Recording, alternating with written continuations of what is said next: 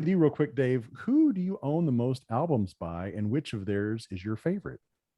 Well, as I've mentioned on the podcast, I back in the day I listened to AM radio and they had radio contests, and one of them one weekend was you can win the entire collection of any artist that you want, and I won, and I selected much to my dad desperately wanted me to say the Beatles, but I said the Rolling Stones because they had more records, so I got all the Stones records up to Emotional Rescue, and so that's an easy it's an easy answer for me. I've got them all. But that it was great a great learning curve for me as a like 13, 14 years old to have the Stones collection. And now, like I know most of the, all their songs now because I played that, constantly on an endless loop.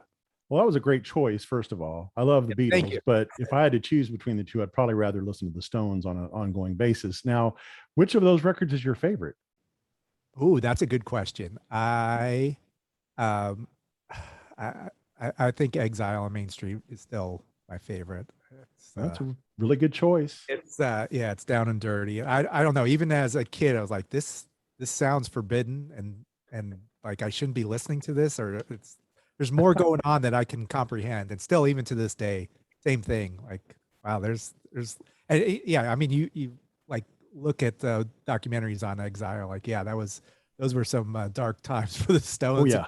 and yet they put out this brilliant record. It's crazy. Oh, yeah, for sure. I read the Keith Richards autobiography Yeah. earlier, about a year ago. And first off, I can't believe how good his memory is to remember all the fine details from years ago. I'm like, I thought he had fried his brain. No, he knows everything. He remembered everything. It was Yeah. really interesting, really well written. Holly, how about you? Well, who do you own the most albums by? As Dave knows, I can't answer a question with just one artist. I can't give you one answer to anything. I would say, and I didn't go back and count, U2 and The Cure. Okay. And do you have a favorite album of it by each? I do. Uh, you want me to pare it down to one again? So are you going to give two for each? Well, I'll tell. Yes, for you too.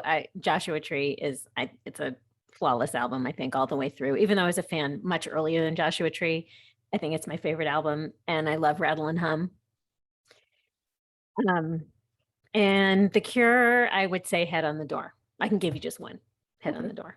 Yeah, you too is interesting. I agree with you. Joshua Tree is probably quantitatively their best album, but for me, I think I always want to go back and listen to War more than anything else, just because that's when I first heard them. It's like that entry point where when you first discover a band, you love that album so much.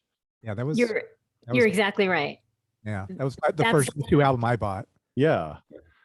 Me too. That's what drew me in. That was 1983. That was the first time I saw them.